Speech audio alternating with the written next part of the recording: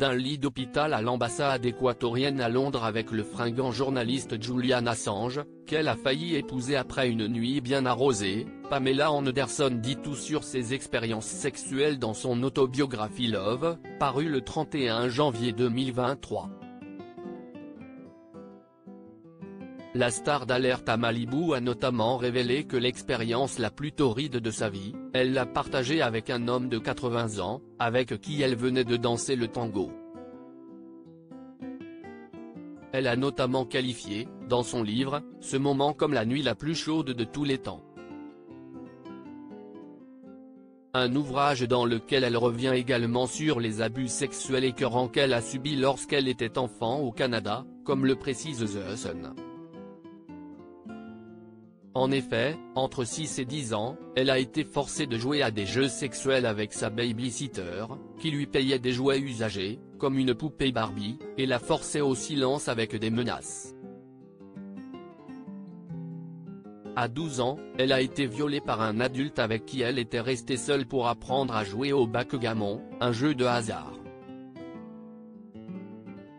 Environ 2 ans plus tard, elle a de nouveau été violée, cette fois-ci en groupe et dans une voiture.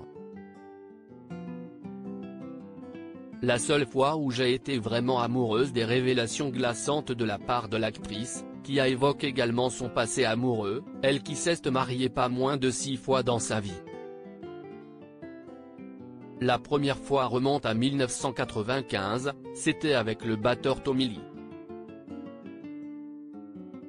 Si est peut-être la seule fois où j'ai été vraiment amoureuse, déclare-t-elle notamment à ce propos dans son autobiographie, elle qui a par la suite épousé le chanteur Kid Rock en 2006, le producteur et réalisateur Rick Salomon à 2 reprises, en 2007 et 2014, puis le producteur John Peters en 2020. Une année au cours de laquelle elle a également dit oui à son garde du corps d'Amherst, le jour de Noël et sur l'île de Vancouver, au cours d'une cérémonie intime. Les hommes sont ma chute. Et j'ai essayé tous les genres.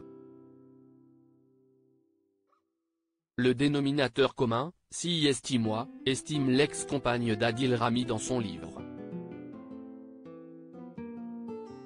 À noter que ce 31 janvier, elle a également sorti sur Netflix un documentaire coup de poing, intitulé Pamela, A Love Story, dans lequel elle revient sur tous les sujets précédemment évoqués. L'occasion pour elle de prendre le contrôle de la narration du récit pour la première fois.